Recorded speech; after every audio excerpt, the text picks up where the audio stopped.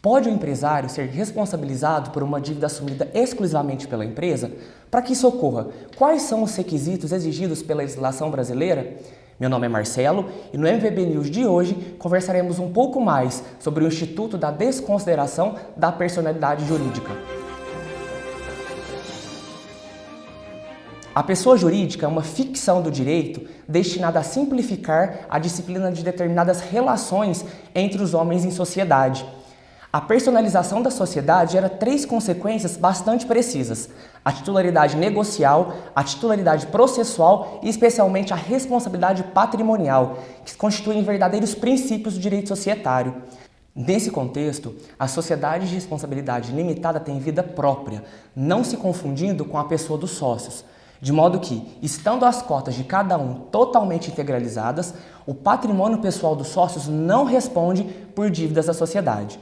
Portanto, a regra geral é a do princípio da autonomia da pessoa coletiva, de modo que a pessoa jurídica é dotada de personalidade distinta de seus sócios e, por isso, é sujeita de direitos e obrigações independentemente de seus administradores. Assim, é apenas o patrimônio da pessoa jurídica que, em princípio, responde por suas obrigações, o que faz com que o empresário não seja responsabilizado por um eventual insucesso comercial da empresa na qual integra o quadro societário. Contudo, a proteção conferida pela autonomia da pessoa coletiva e separação patrimonial não é absoluta, podendo ser afastada em hipóteses pontuais e concretas. Dessa forma, a teoria da desconsideração da personalidade jurídica surgiu como mecanismo para coibir o uso abusivo da autonomia da pessoa jurídica para a prática de ilícitos, em detrimento dos direitos daqueles com quem ela se relaciona. Assim, por meio da desconsideração, é possível estender aos sócios da empresa a responsabilidade patrimonial por dívidas da sociedade. Todavia, sua aplicação depende da verificação de que a personalidade jurídica esteja servindo como cobertura para o abuso de direito ou fraude nos negócios e atos jurídicos.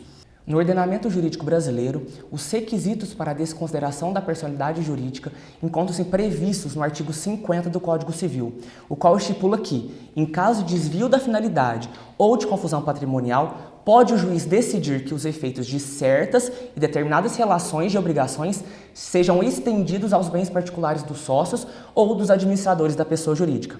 Sobre a matéria, a Lei nº 13874, de setembro de 2019, conhecida como Lei da Liberdade Econômica, alterou parte da redação do artigo 50 do Código Civil, para o fim de deixar mais claro em quais ocasiões os administradores ou sócios terão de responder pelas dívidas das empresas nas quais administram.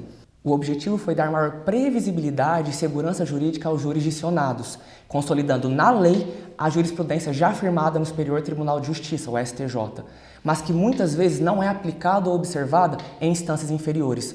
Com a alteração legislativa, ficou explícito ser necessário que o sócio ou diretor tenha sido beneficiado, direta ou indiretamente, pelo abuso da personalidade jurídica.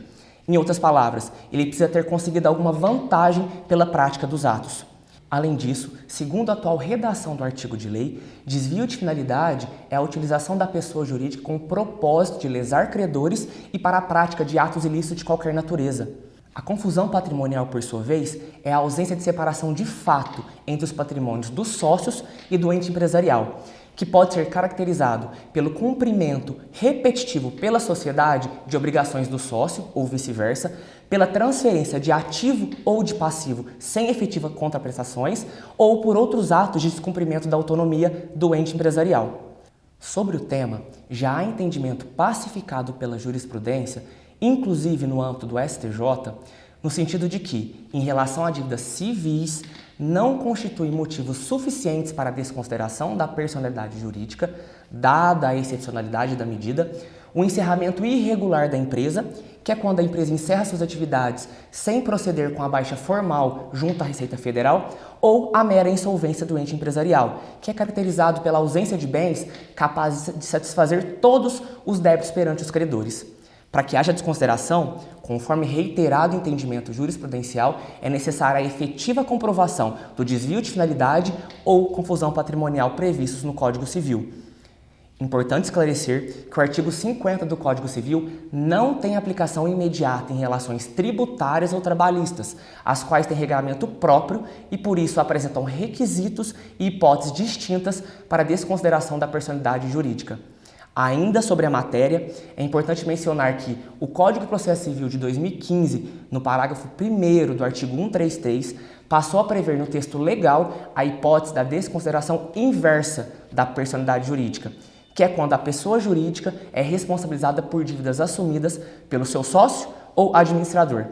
Nessa hipótese, há diversos precedentes jurisprudenciais que acolhem o pedido de desconsideração inversa da personalidade jurídica, mesmo quando o devedor pessoa física não compõe formalmente o quadro societário da pessoa jurídica, mas fique devidamente comprovado que o mesmo é, de fato, seu verdadeiro administrador, o chamado sócio oculto.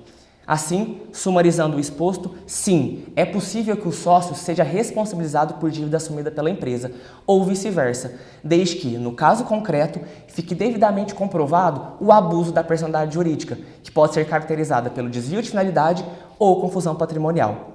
Agradeço a atenção de todos e até o nosso próximo encontro.